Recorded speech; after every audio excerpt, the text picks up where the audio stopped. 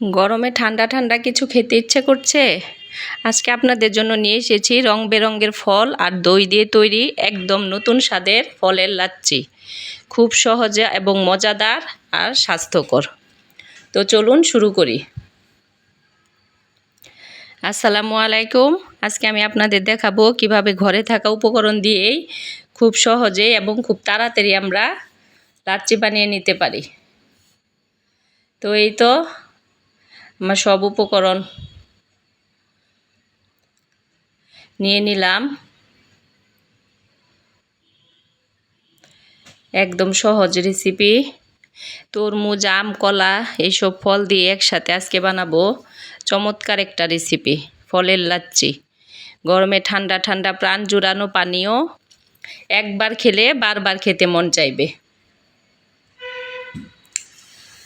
তো এই তো ফাইনালি আমার সব উপকরণগুলো দেখতেই পেলেন। আমি সব উপকরণগুলো গুছিয়ে নিলাম।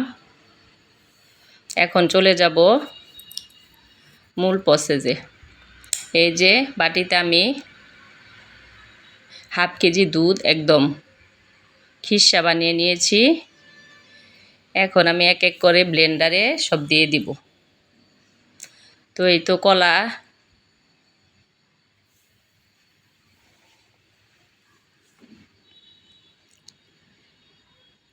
আম সব আমি কেটে ধুয়ে পরিষ্কার করে কিউব করে কেটে নিলাম। তারপর আমি ব্লেন্ডার জগে, তারপর খেজুর, কিশমিশ,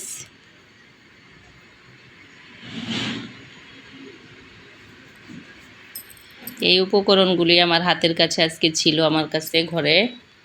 তো ভাবলাম গরমে ঠান্ডা ঠান্ডা একটা লাচ্ছি বানিয়ে আমার আপুদের সাথে শেয়ার করি। তো এই যে দুধটা আমি একদম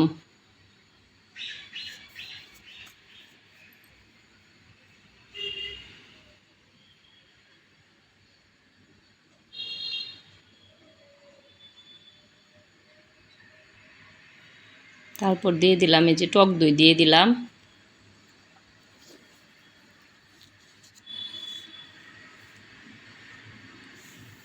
গুঁড়া দুধ, যেই দুধটা একদম খিরসা করে নিয়েছিলাম, গুঁড়া দুধ দেওয়ার আগে সেই দুধটা ঢেলে দিলাম ব্লেন্ডার জগে। তারপর দিয়ে দিলাম গুঁড়া দুধ। এখন দিয়ে দিব এই যে ভ্যানিলা আইসক্রিম। একটা ভ্যানিলা আইসক্রিম অ্যাড করে দিলাম আমি এখানে।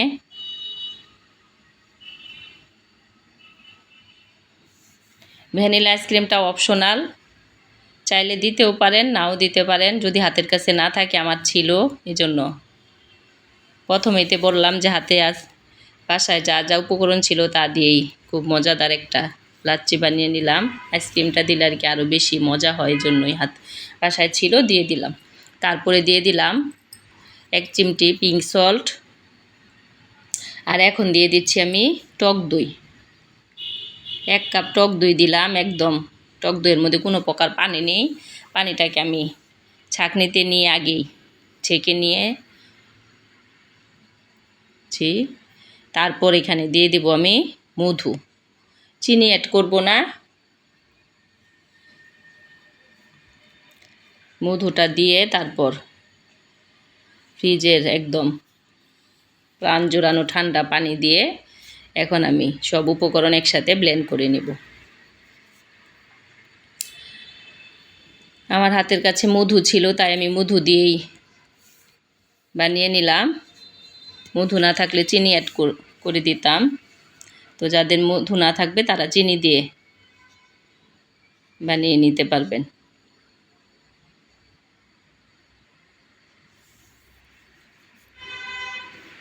তো এই তো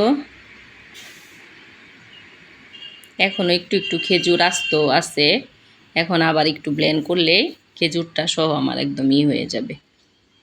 তো প্রথম ব্লেন্ডারে মেশিন ঘোরানোর পর কেমন অবস্থা সেটাই একটু দেখালাম আপনাদেরকে।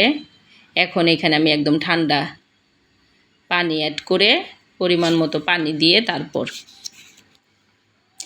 যতটুক ঘনত্ব, যে যতটুক ঘন লাচ্ছি আমরা খাই, ঘন বা পাতলা, সেই পরিমাণ ঠান্ডা পানি অ্যাড করে তারপর এখন ওই যে একটু খেজুর কিশমিশ একটু একটু আস্ত আস্ত ছিল, এখন পানি অ্যাড করে ঠান্ডা পানি অ্যাড করে তারপর আবার ব্লেন্ডার 2-3 বার আবার ঘুরিয়ে নিলাম।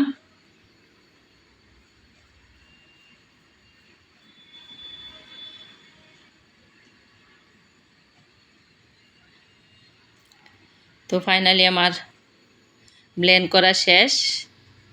তো এই যে ব্লেন্ড করার পর আমার লাচ্ছির স্ট্রাকচারটা এরকম হয়েছে। এই পরিমাণ ঘনত্ব আমি রেখেছি। ঘনত্বটা আসলে যার যার উপর ডিপেন্ড করে, কে কেমন পাতলা বা ঘন খাবেন। আমি আবার অবশ্য অত বেশি পাতলাও করি না, বেশি ঘনও রাখি না, মানে মিডিয়াম যেটা সেটা। তো এখন আমি সার্ভ করে নিচ্ছি।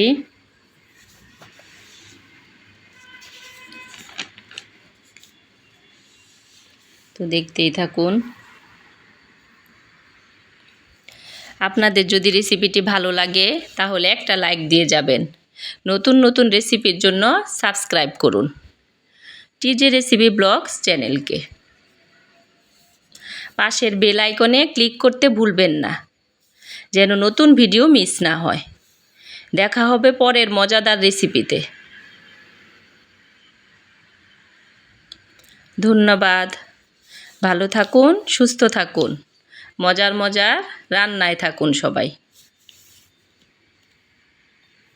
তো এই তো ফাইনালি আমি সার্ভ করে নিলাম। তো এখন চিয়া সিড ভিজিয়ে রেখেছিলাম, সেই চিয়া সিড এখন আমি উপরে দিয়ে দিচ্ছি। চিয়া সিড, ভিজানো চিয়া সিড দেওয়ার পর তারপর আবার নেড়ে তারপর ডান, তারপর খাওয়ার পালা। উপরে অবশ্যই বরফ কুচি দিয়ে দিবেন, কিন্তু বরফটা আমার ফ্রিজে ছিল না, যার কারণে আমি একেবারেই মানে ঠান্ডা বরফ পানি দিয়েই ব্লেন্ড করেছি। তো এই যে গার্নিশ করার জন্য আমি চিয়া সিড, আবার একটু খেজুর কুচি করে, কিশমিশ, এগুলি দিয়ে আমি আবার গার্নিশ করে নিলাম।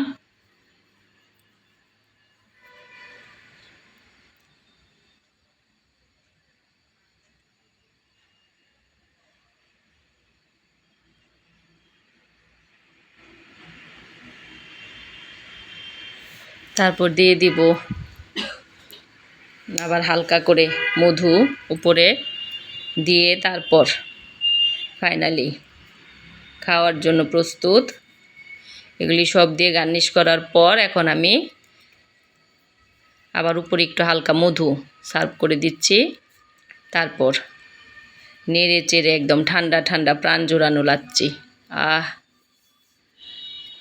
আপুদেরকে যদি এক গ্লাস খাওয়াতে পারতাম তাহলে আমার কাছে অনেক ভালো লাগতো, কিন্তু সেটা পসিবল না। তো সবাই আমার জন্য, আমার পরিবারের জন্য দোয়া করবেন। আমিও ইনশাল্লাহ সবার জন্য দোয়া করব। ভিডিওতে অনেক ভুল ত্রুটি আছে, ক্ষমা সুন্দর দৃষ্টিতে দেখবেন। সবাই আপনাদের মূল্যবান মতামত আমার কমেন্টে জানিয়ে যাবেন। সবাই সবার পাশে থাকবো ইনশাল্লাহ। ইউটিউব এমন একটা প্ল্যাটফর্ম, একা একা এই কাজ করা যায় না। সবার পাশে থাকবো, সবাই সবাইকে আন্তরিক হয়ে সাহায্য করব।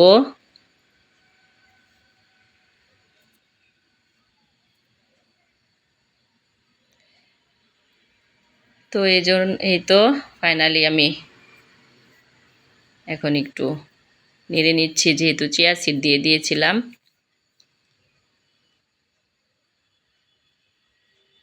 তো আবারও সবার কাছে দোয়া চেয়ে বিদায় নিলাম। আসসালামু আলাইকুম রহমতুল্লাহি ওয়া বারাকাতুহু।